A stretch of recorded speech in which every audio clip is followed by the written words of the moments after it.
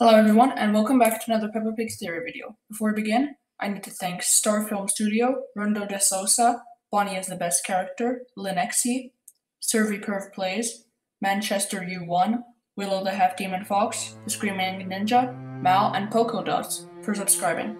If you would like to be featured in my next video, all you have to do is subscribe and leave a comment about it. If you did so and you have not been featured yet, please leave a comment about it in this video. Now, let's begin. There's not really a good way to start this, so I'll just jump into it.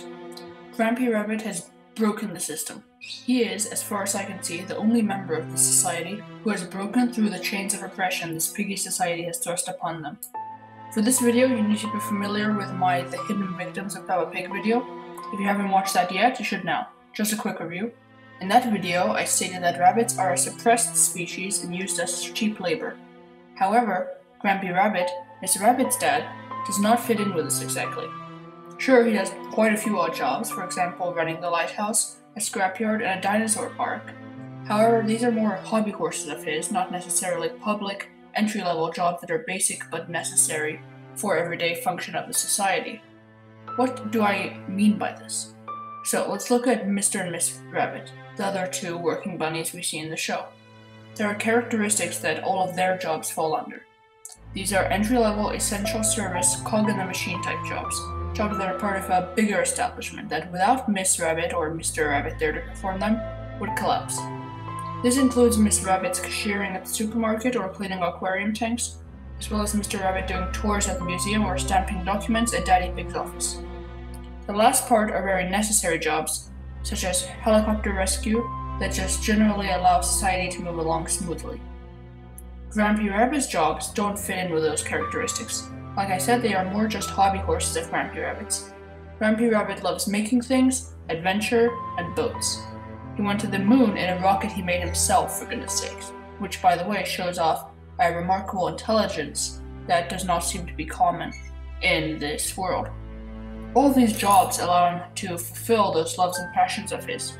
For example, running the scrapyard allows him to deal with boats, build things, and get materials for his side projects. The second is that Grampy Rabbit isn't at all shy. He is loud, obnoxious, and musical. This is a sharp contrast to his daughter and granddaughter, who both blush readily when speaking in public, a result of purposeful self-esteem destruction. Another reason I say Grampy Rabbit is a liberated exception to the sad reality for rabbits in this piggy world is his love for cheese. A fact of this society I will elaborate on in my next video is the cultural hegemony imposed on the world by the pigs. Everyone in this show loves jumping in muddy puddles. Many a video ends with them all jumping in puddles together.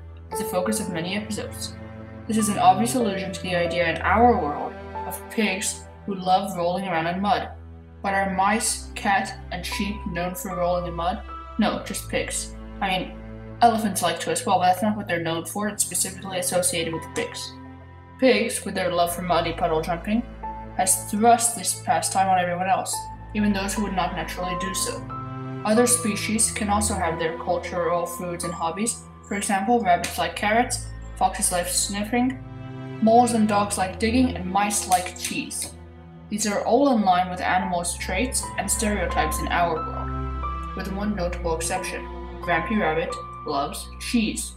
He is in this way like someone in our world who, especially before high levels of globalization and cultural diffusions, would travel the world and be a connoisseur of foods and musics of other nations.